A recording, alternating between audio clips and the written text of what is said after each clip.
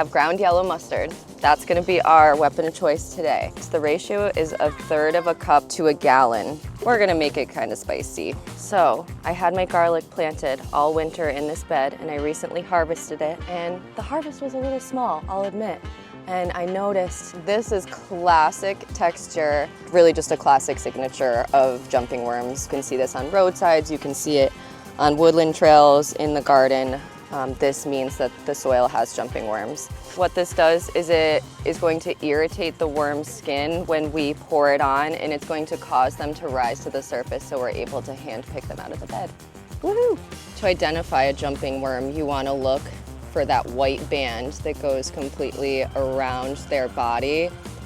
That's really distinct. They also have an iridescent color. They kind of shine rainbow in the light, and they have that just crazy movement typically. What jumping worms do is they eat all the organic matter out of the soil, and what that means is there's no organic matter left for your plants to uptake. So it just leads to nutrient deficiencies, which obviously is a problem in a vegetable garden, in an ornamental garden, but is also a problem in forest ecology and on the forest floor. Because this is such a small space, I'm able to use this method to hopefully eradicate most of the jumping worms from this raised bed. This isn't a great eradication method for a larger area because it's manual removal. So we're gonna see how it works in here. Let's see, I'm gonna pick a spot.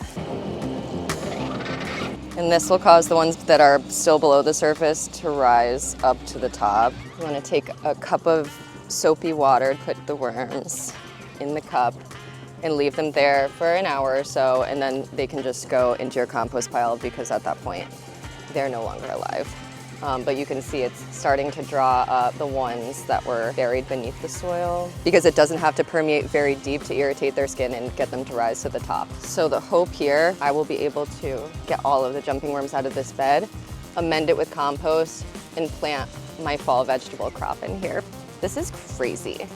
Oh, there's just so many, it's insane. So I think I created this environment for them, although it is ideal to mulch your garlic nice and deep. I think what I would have done instead is probably removed the mulch after the coldest part of the winter to help either freeze some of the soil or just expose it so they're not having this ideal environment that I've created for them. But you live and you learn.